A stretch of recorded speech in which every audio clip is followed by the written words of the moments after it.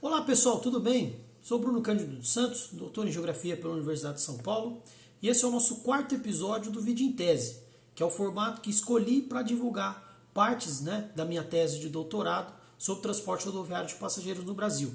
Bom, e nesse quarto episódio a gente vai falar do capítulo 2, falar desses debates relacionados às transformações do próprio território brasileiro, da indústria de carrocerias de ônibus, do transporte rodoviário de passageiros no Brasil em si e também um pouco da infraestrutura rodoviária. Já no comecinho do Brasil República, aqueles primeiros 10, 11 anos do período republicano no Brasil, até a virada de século e as 3 primeiras décadas do século XX. A gente teve ali um conjunto de transformações bastante grande, Bom, dito tudo isso, espero que vocês curtam, comentem, compartilhem também esse episódio, bem como os episódios anteriores. Espero que vocês estejam gostando desse formato e não nos deixem de acompanhar o nosso trabalho nas redes sociais. Então, no próprio Instagram, no próprio site do projeto debatendocirculando.wordpress.com e também no próprio YouTube, no Spotify, sempre ali dando sugestões, fazendo comentários. Isso nos ajuda muito, não só a melhorar o nosso trabalho, mas também a pensar em novas ideias, em novas propostas para a gente trazer para o nosso canal. Tudo bem? Bom, então esse episódio de número 4, ele vai falar sobre o capítulo 2, que ele tem justamente como título o transporte rodoviário interestadual de passageiros nas primeiras décadas do século XX e um pouquinho ali do século XIX também, no finalzinho do século passado, no caso do século retrasado, perdão, Então, a gente já está no 21, então 19 é o retrasado. E aqui a gente tem até um mapa daquilo que viria a ser a Rio Goiânia, dos 2 trajetos possíveis entre a antiga capital federal, aqui a gente já pode chamar de capital federal, e aquela que viria a ser a capital do estado goiano, Então, um trajeto aqui por dentro do estado de São Paulo, passando aqui por onde hoje seria a rodovia Presidente Dutra, pegando o traçado daquela que viria a ser a rodovia Anguera, todos se encontrando ali no Triângulo Mineiro e atravessando ali por Morrinhos, Pouso Alto até chegar em Goiânia, E um outro caminho por Belo Horizonte, ali passando pelo que hoje seria a BR-262, Pará de Minas, Luz, Araxá, Sacramento, até chegar em Uberaba, É interessante ver que esses caminhos existem até hoje, coincidindo com grande parte dos trechos rodoviários que nós temos, e é muito interessante a gente ver esse diagrama, Por exemplo, esse mapa é muito interessante, ele é trazido do livro Geografia dos Transportes no Brasil, do Moacir Silva, e ele mostra, por exemplo, as distâncias do Rio até São Paulo, do Rio até Belo Horizonte, de São Paulo a Goiânia e de Goiânia até Belo Horizonte, e traz um total de todos esses traçados mostrados nesse mapa. E aqui a gente tem uma coisa interessante que é o seguinte, começa a se pensar numa integração nacional, claro, ainda longe daquilo que teríamos nas décadas seguintes, sobretudo de 1930 em diante. Mas nós tínhamos áreas muito desconectadas entre si dentro do Brasil. O Brasil já tinha à época um território muito extenso, porém bastante desintegrado. E São Paulo com uma capacidade de polarização muito grande, não só em virtude do crescimento decorrente da própria cafeicultura, mas também do fato de São Paulo já ter ali, como veremos mais adiante, o nascimento de uma burguesia industrial, a consolidação de um capital industrial, tanto com dinheiro trazido, sobretudo da Itália, mas também por iniciativas próprias a partir da cafeicultura que drenou esses recursos para a economia urbana, vamos dizer assim, e, consequentemente, para investimentos na própria indústria, além dos comércios, de serviços e assim sucessivamente. Então é muito interessante a gente entender o seguinte, que nós temos uma nova organização espacial no Brasil e que entender a construção dessas infraestruturas de transporte é central para que a gente consiga de fato ampliar esse debate. O território vai ficando um pouco mais dinâmico com o passar das primeiras décadas do século XX e a própria população vai crescendo também, muito em virtude da própria política de imigração feita pelo governo brasileiro para atrair fluxos de várias partes do planeta e pelo próprio crescimento urbano, que, claro, ainda estava longe de ser robusto e acelerado como foi de 1940 em diante, mas que já ocorria. Nós já tínhamos ali o início da urbanização em algumas porções do território brasileiro. E é muito interessante a gente perceber o seguinte, que já em 1910, uma parte desses imigrantes vai ser muito importante para aquilo que a gente chama de processo de substituição de importações. Porque o Brasil, sobretudo nos períodos de guerra, tanto durante a Primeira Guerra como durante a Segunda Guerra, teve que se industrializar em certa medida. Teve que buscar atender a demanda interna produzindo aquilo que se precisava no Brasil, aquilo que se consumia internamente. Afinal de contas, os países envolvidos na guerra não estavam preocupados com o Brasil, não estavam preocupados com os países para os quais eles costumavam exportar. Eles estavam preocupados justamente com o conflito. Então, se a gente precisava de combustíveis, de matérias-primas, se a gente precisava de produtos semi-elaborados ou de produtos prontos de fato, a gente teve que começar a se adaptar e a tentar produzir aqui dentro do Brasil. Né? De modo que essa dependência por parte daquilo que vinha do exterior, ela era reduzida nesses períodos de guerra, porque a gente dava um jeito, né? Conseguia ali uma forma de produzir internamente. E isso foi muito decisivo para que o Brasil conseguisse de fato se industrializar. Foram justamente em momentos complicados, em momentos difíceis, que até as nossas próprias exportações caíram para determinados produtos. Afinal de contas, eles não estavam preocupados em comprar aquilo que era nosso, mas sim com o próprio conflito entre eles. A gente teve que se reinventar, né? A gente teve que se organizar em função daquilo que nós já tínhamos dentro da economia brasileira. Então é muito interessante, por exemplo, a gente ver o seguinte, que além desse crescimento industrial de 1914 a 1918 e depois, que é o que a gente vai debater inclusive no capítulo 3, entre 1937 e 1945, a gente vai ter uma intensificação dos próprios fluxos internos, porque algumas cidades começaram a crescer. Claro que a gente fala muito de São Paulo, né, por conta da cafeicultura e assim sucessivamente, mas Rio de Janeiro, algumas novas capitais recém-instaladas como Belo Horizonte, Goiânia, outros centros urbanos mais consolidados há maior tempo, então Salvador, Porto Alegre, assim por diante, a gente vai ter, né, uma intensificação desses fluxos na rede urbana e, consequentemente, nós vamos ter um êxodo rural cada vez mais rápido, né? Então esse processo ele vai ficar mais acelerado, as migrações internas vão se intensificar também e, sobretudo, um fluxo vai se sobressair que é do Nordeste para o Sudeste, né? Com busca nas capitais do Rio de Janeiro e de São Paulo. Afinal de contas, a própria dinâmica da seca, né, do baixo volume pluviométrico no interior da região Nordeste já estava presente a essa época. Né? Então isso faz com que algumas capitais de estado sejam procuradas e as mais buscadas por essa população foram justamente as do Sudeste, já desde os primeiros anos da República Velha, já desde as primeiras décadas do século XX. E nós vamos ter justamente o quê? As estradas viabilizando esse movimento.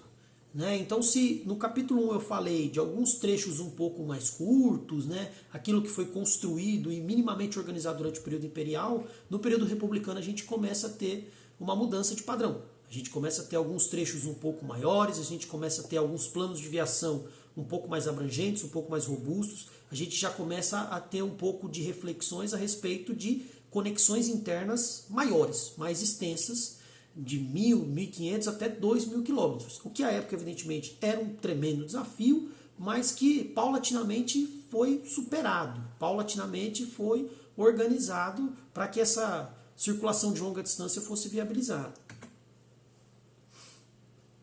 Então é muito interessante a gente ver, por exemplo, nesse mapa do Plano Rodoviário do Nordeste, que a gente já tinha o projeto de uma transnordestina, que era uma estrada de Salvador a Fortaleza, e que fazia a conexão interna do sertão com o litoral. Então vários ramais, por exemplo, para Natal, João Pessoa, Recife, um próprio projeto ali em direção a Teresina, depois ao próprio sul do Piauí, uma ligação de Fortaleza com a capital do Piauí. Então é muito interessante a gente perceber que o próprio território brasileiro ele se transforma com o passar do tempo já na própria República Velha. Tá? E que, portanto, você tem algumas indústrias que também são instaladas aqui no Brasil, sobretudo de fabricantes estrangeiros. A urbanização avança bastante naquilo que viria a ser chamada de região sudeste. Então nós temos algumas novas dinâmicas urbano-industriais no Brasil. Né? Então a divisão territorial do trabalho se altera bastante nesse período e você já tem ali uma primeira rede de lugares. Claro, uma formação muito incipiente, uma formação muito inicial, mas que já dava um pouco de sinais em relação àquilo que viria a ser chamado de integração nacional. E nesse sentido, a gente não pode desconsiderar, embora essa tese fale sobre transporte rodoviário, o papel do transporte ferroviário. Porque, embora fosse uma estrutura de trilhos muito voltada à exportação, né, então nós tínhamos as chamadas, entre aspas, ilhas ferroviárias, né, porque cada rede dos estados tinha uma dinâmica própria e faltavam conexões entre um estado e outro. Então você tinha a rede ferroviária da Bahia, a rede rodoviária de Pernambuco, a rede rodoviária paulista, a rede ferroviária fluminense, a rede ferroviária mineira, e não havia muitas vezes conexões entre elas, a largura do trilho mudava, você tinha ali condições operacionais muito precárias. É muito interessante a gente perceber o seguinte, que os trilhos foram decisivos para boa parte desses fluxos já no início do século XX. E que, portanto, você tinha alguns ramais muito mais densos em determinadas porções do território, o que facilitou os fluxos justamente nessas áreas. Então você tem o transporte reforçando a circulação de pessoas e mercadorias em áreas em que ela já era mais intensa. Você não tinha, por exemplo, trilhos que vinham da Amazônia para o sul do Brasil, saíam, por exemplo, do centro-oeste em direção ao nordeste. A gente não está falando de grandes ramais ferroviários. A gente tem infraestruturas que mostravam esse arquipélago econômico que era o Brasil. Então, a gente pode falar em 4 grandes grupos. Então, por exemplo, o Centro-Sul, com um grupo ali do Rio Grande do Sul a Minas Gerais, alguns ramais pelo sul goiano e sul do Mato Grosso, que hoje é Mato Grosso do Sul, hoje formado pelo estado do sul-mato-grossense, e o próprio Nordeste com alguns trilhos da antiga Great Western, então uma faixa de Sergipe ao Rio Grande do Norte, além das companhias da própria Bahia e do próprio Ceará, que ficavam circunscritas aos próprios estados que davam nomes a elas. Interessante também a gente ver que as rodovias vão suceder os antigos caminhos usados pelas diligências. Então as antigas estradas carroçáveis deram origem aos traçados de grande parte das rodovias até hoje. E que, portanto, as rodovias vão se desenvolver bastante ao longo do século XX, porque você vai ter uma ampliação do uso do próprio automóvel e depois do próprio ônibus para transportar passageiros e do próprio caminhão para transportar cargas. E naquela época você tinha aquilo que a gente chama de complementaridade modal entre ferrovia e rodovia, porque as rodovias não eram usadas para grandes distâncias. Ao passo que as ferrovias, embora não conseguissem fazer essa integração interregional ou até interestadual, você tinha ali essa complementaridade. Se por um lado não existiam ferrovias de 1.500, 2.000, 2.500 quilômetros, você também não tinha rodovias desse porte ainda. Alguns caminhos ali minimamente eram mais ou menos integrados, mas nada de fato muito consolidado. E a abertura de estradas no Brasil ela vai ser reflexo e condição dessa divisão territorial do trabalho, e ela vai ser também reflexo desse desenvolvimento desigual, já deflagrado no início do século XX. Porque, de fato, quando eu falei no capítulo 1 das primeiras estradas, a gente consegue perceber que elas são abertas onde você tinha um desenvolvimento econômico mais avançado. E aqui a gente não pode deixar de mencionar, já naquela época, a importância do papel estatal. Por isso que eu faço até uma pausa nessas reflexões vinculadas, de fato, a trechos mais densos, segmentos mais importantes da economia nacional, onde você vai ter uma densidade maior de produção, de circulação, de consumo, para falar do papel decisivo do IFOX, da Inspetoria Federal de Obras Contra-Secas, que hoje é chamado de DENOX, Departamento Nacional de Obras Contra-Secas, que foi criada essa inspetoria em 1909, cuja ideia era gerar empregos e, consequentemente, renda para essa população do próprio Nordeste, sobretudo do sertão, para que ela fosse fixada ali, para que não houvesse a necessidade de grandes fluxos migratórios para outras regiões. E, em certa medida, o IFOX conseguiu cumprir uma parte desse projeto, mas, evidentemente, faltou muito recurso, faltou uma gestão um pouco melhor para ampliar, de fato, esses investimentos. Então a gente vê, por exemplo, que foram mais de 6.200 quilômetros de estradas projetadas para 7 estados, Bahia, Ceará, Paraíba, Pernambuco, Piauí, Rio Grande do Norte e Sergipe, ao passo que menos da metade foi entregue. Então, com exceção de Alagoas e Maranhão, esses outros 7 estados receberam uma malha rodoviária.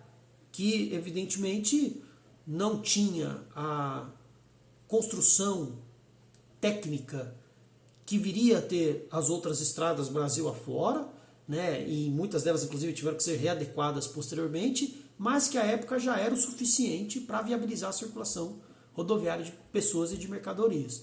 Inclusive com o estado da Paraíba, como a gente vê nessa tabela, se sobressaindo com mais de 1.000 quilômetros de estradas concluídas pela Inspetoria Federal.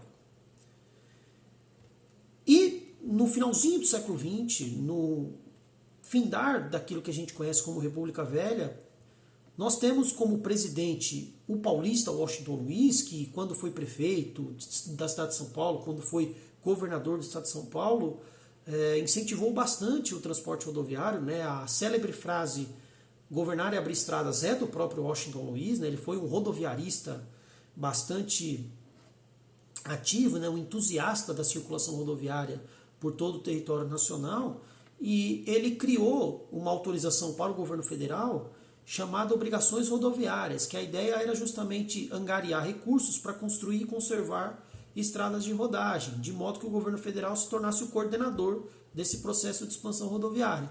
Inclusive, você já tinha um ministério para isso, né, que era o chamado Ministério de Viação e Obras Públicas, para implantar, por exemplo, as obras da atual Rio-São Paulo, sobretudo o trecho ali no próprio Rio de Janeiro, que hoje inclusive passa ali pela Serra das Araras, né, que vai chegar à Baixada Fluminense e assim por diante, e da própria Rio Petrópolis. E que é muito interessante a gente ver, por exemplo, que a própria capital federal já tinha mais de 16 mil veículos, quase 17 mil, né, sendo 12 mil de passageiros e 5 mil de carga. E você vai ter, de fato, no governo do Washington Luiz, uma política rodoviária mais robusta, mesmo que o país tenha sido afetado de forma muito severa pela crise de 29. Afinal de contas, nós tivemos muitas perdas nessa época em decorrência da queda muito abrupta das exportações de café, que era o produto responsável por grande parte das divisas vindas do exterior ao Brasil. Mas, embora a gente tenha tido perdas volumosas de recursos vindos do exterior em decorrência da crise de 29, nós tivemos em anos anteriores, como eu disse no início da apresentação, um processo de industrialização, ainda que em certa medida incipiente, bastante centralizado, sobretudo em São Paulo e alguns outros centros urbanos, e eram indústrias voltadas basicamente a bens de consumo daquilo que a gente chama de segmentos mais populares, então alimentos, bebidas e vestuário, ou seja, uma indústria mais simples mesmo, né? Manufaturas de pequeno porte que se dedicavam a produzir aquilo que era consumido nos centros urbanos, acima de tudo, né? Só que, por outro lado, você já tinha algumas produções industriais daquilo que nós chamamos de bens de equipamento, tanto nas cidades como em algumas áreas rurais. Isso tudo começava em garagens, em galpões, como oficinas mecânicas, para consertar tanto o maquinário daquilo que já era usado para produzir e que depois viria a ser utilizado como material de transporte de fato. Então é muito interessante, por exemplo, a gente ver que as primeiras carrocerias de ônibus feitas em 1910, 1920 até 1930 eram feitas de madeira em oficinas que consertavam carroceria de caminhão, em que muitas vezes fabricavam peças de madeira para construir casa, fabricavam muitas vezes peças de madeira para armazém agrícola. Então era tudo em certa medida junto, né? Não era especializado produtivamente como nós temos hoje, né? Fabricante de ônibus, fabricante de caminhão, fabricante de automóvel. A gente não tinha isso nas primeiras décadas do século XX.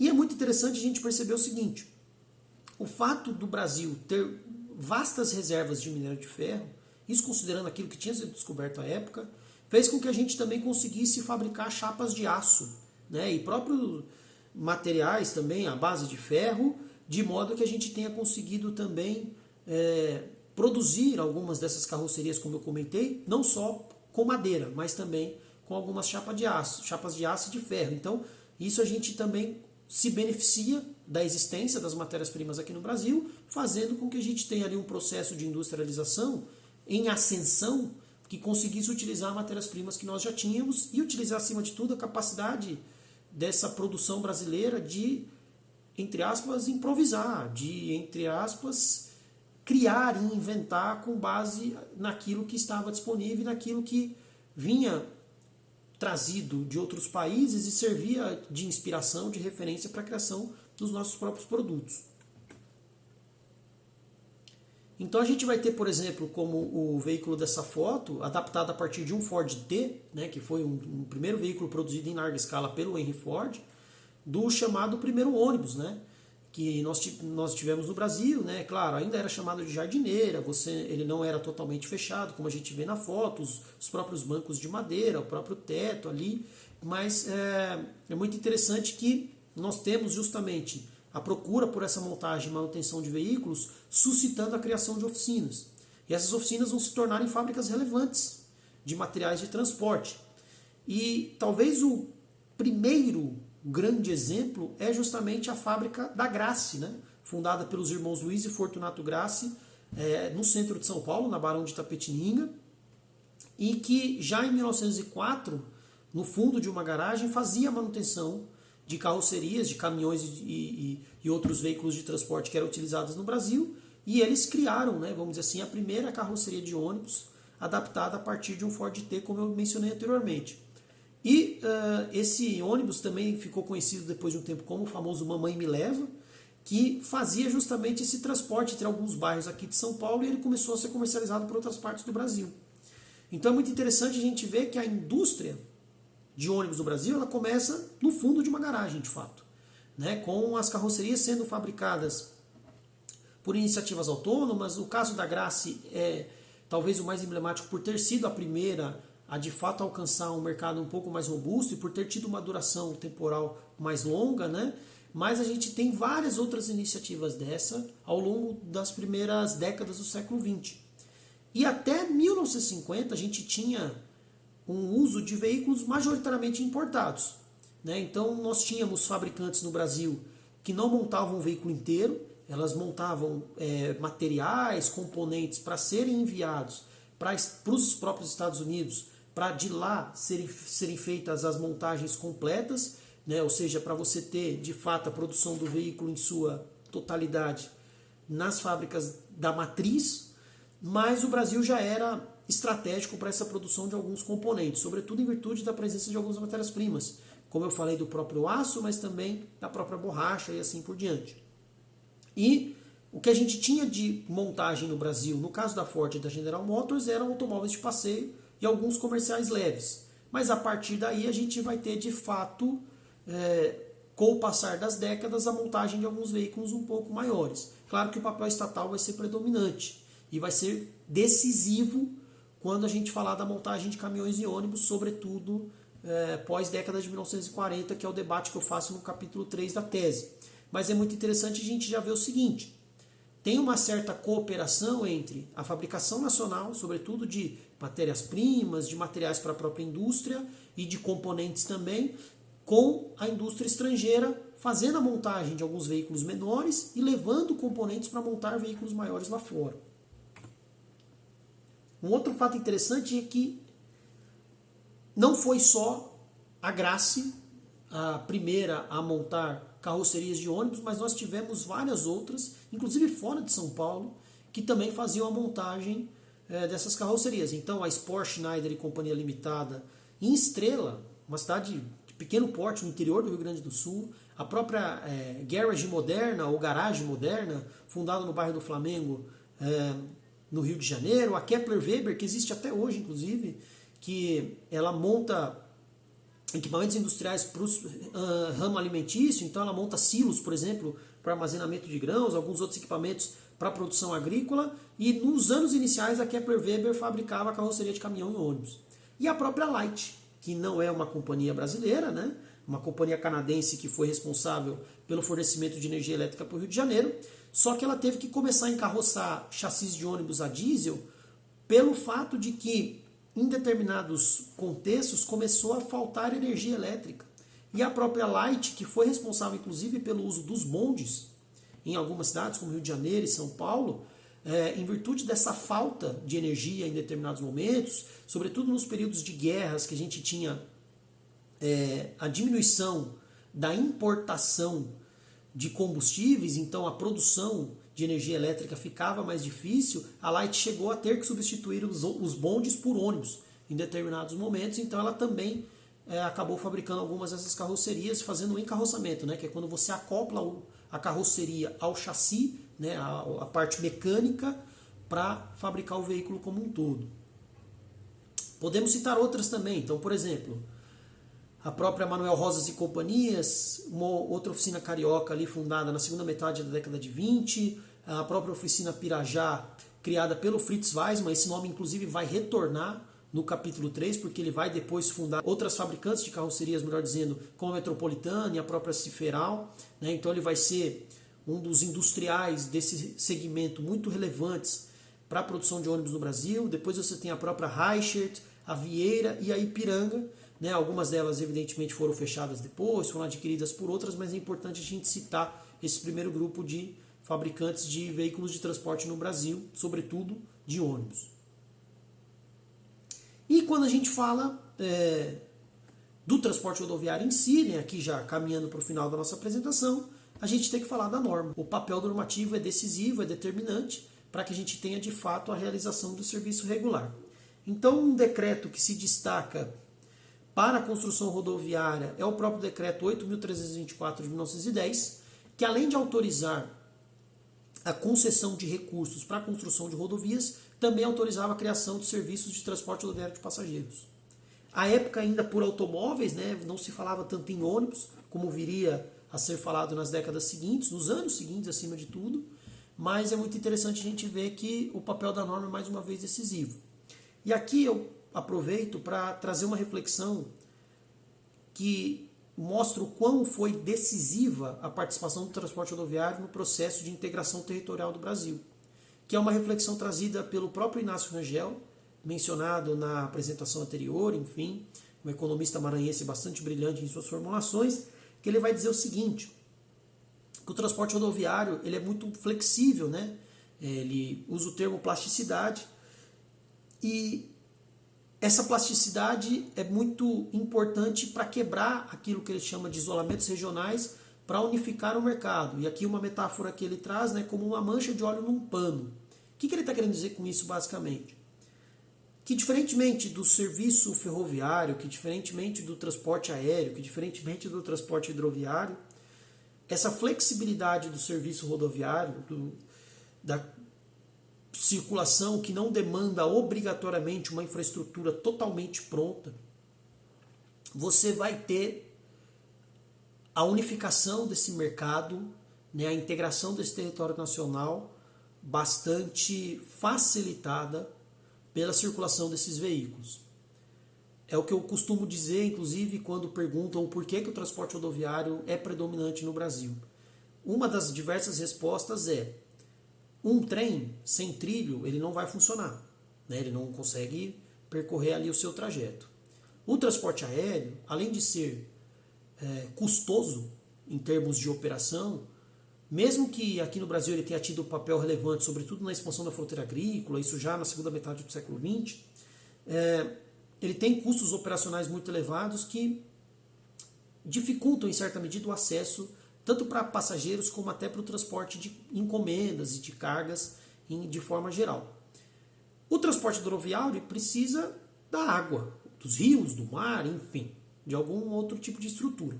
O transporte rodoviário, muitas vezes, ele começa a funcionar antes de existir uma rodovia. Basta que um caminho esteja minimamente aberto. Se esse caminho vai ser de cascalho, de chão batido, de areia, de asfalto, de cimento, pouco importa. A gente tem as primeiras estradas no Brasil sem necessariamente pavimentação. Então o veículo muitas vezes ele trafega sem que a infraestrutura esteja totalmente pronta. E é uma flexibilidade muito grande porque ele pode parar onde quiser, ele pode fazer um percurso do tamanho que desejar, então pode ser um percurso de 1 km, pode ser um percurso de 1.000, coisa que muitas vezes o aéreo, o rodoviário e o hidroviário não conseguem fazer. E o próprio ferroviário também, perdão, né? O aéreo, ferroviário e hidroviário não conseguem fazer. E esse porta a porta foi muito decisivo para o rodoviário se tornar cada vez mais requisitado no território nacional e ter uma presença cada vez mais robusta na rede urbana brasileira. Então, se hoje a gente tem um papel muito grande do transporte rodoviário, é em virtude dessa sua flexibilidade, daquilo que o Inácio Rangel chama de plasticidade. Ele se adapta a diversos contextos. Então é muito importante a gente perceber que para países como o Brasil, que muitas vezes passaram por períodos de pouquíssimos recursos financeiros, que muitas vezes passaram por momentos de crises financeiras muito graves, que foram altamente dependentes da exportação de um ou dois produtos, né? Se a gente pegar toda a história do Brasil, começa com a cana-de-açúcar, passa pelo ouro, passa pela borracha, pelo café, e isso se diversifica apenas em meados do século XX, a gente vai ter o transporte rodoviário cumprindo um papel, inclusive, além daquele que ele deveria cumprir. Se hoje a gente fala que uma parte da carga que deveria ser transportada de trem, que nós poderíamos ter transporte ferroviário de passageiros com maior abrangência, mas que nada disso nós temos hoje, é porque o rodoviário cumpriu esse papel. Porque o rodoviário ele se tornou, inclusive, mais importante até do que ele deveria. Quando a gente pensa numa matriz modal, mais equilibrada, né? Coisa que nessa época era praticamente impensável, sobretudo pela falta de recursos. Né? Quando se pensava em construir uma ferrovia de 1.500, 2.000 quilômetros, muitas vezes ficava só no plano de viação, ficava só na teoria.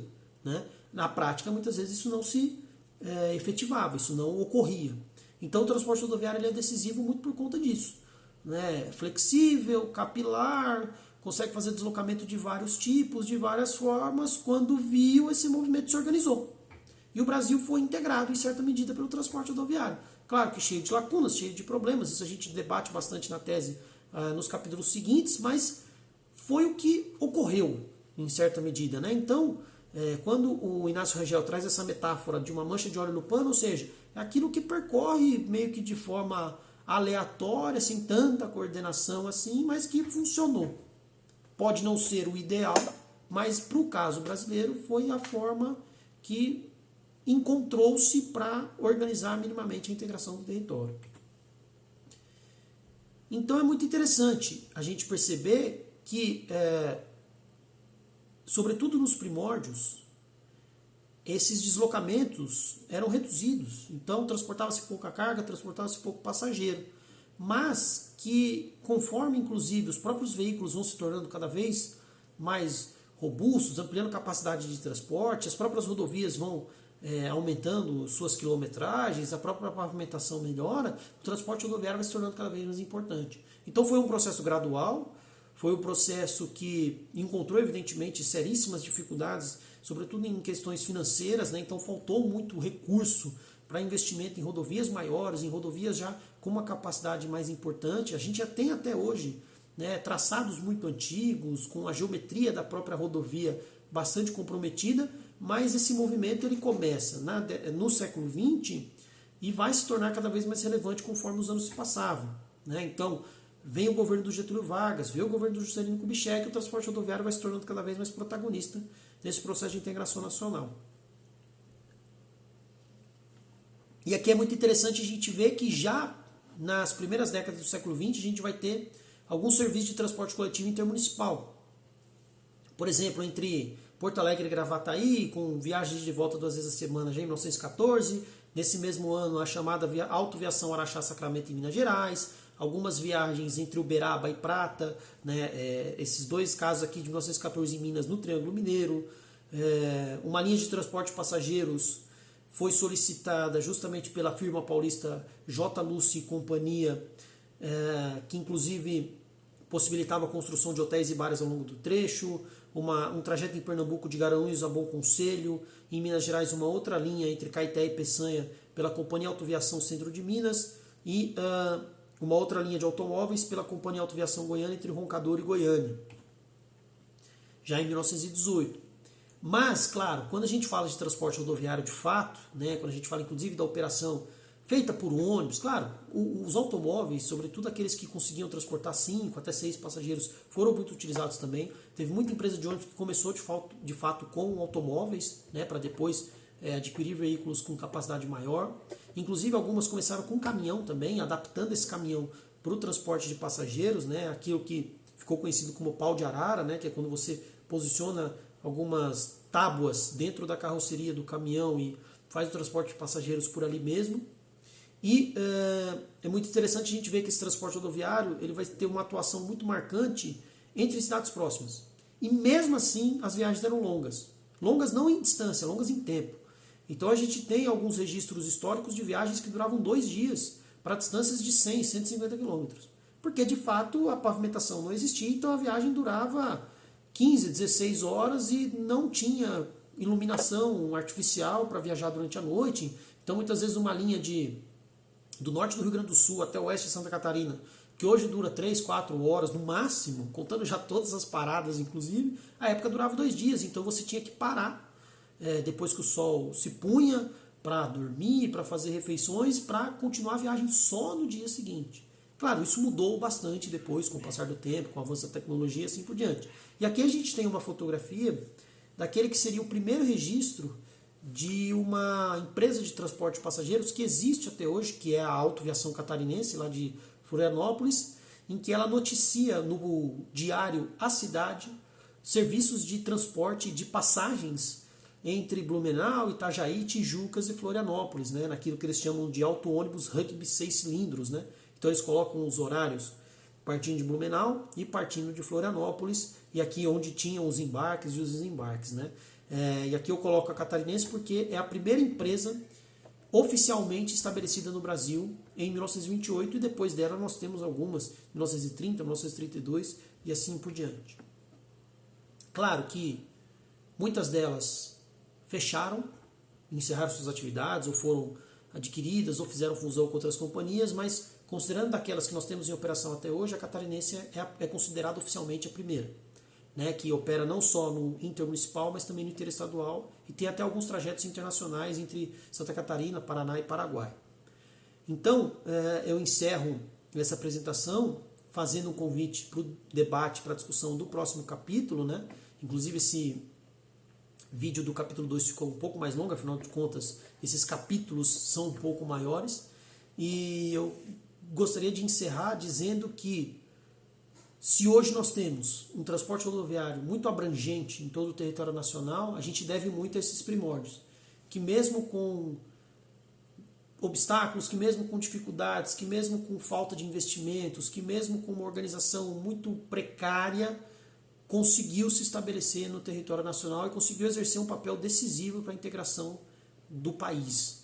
Claro que nas décadas seguintes esse processo foi ficando, vamos dizer assim, mais fácil, mais simplificado.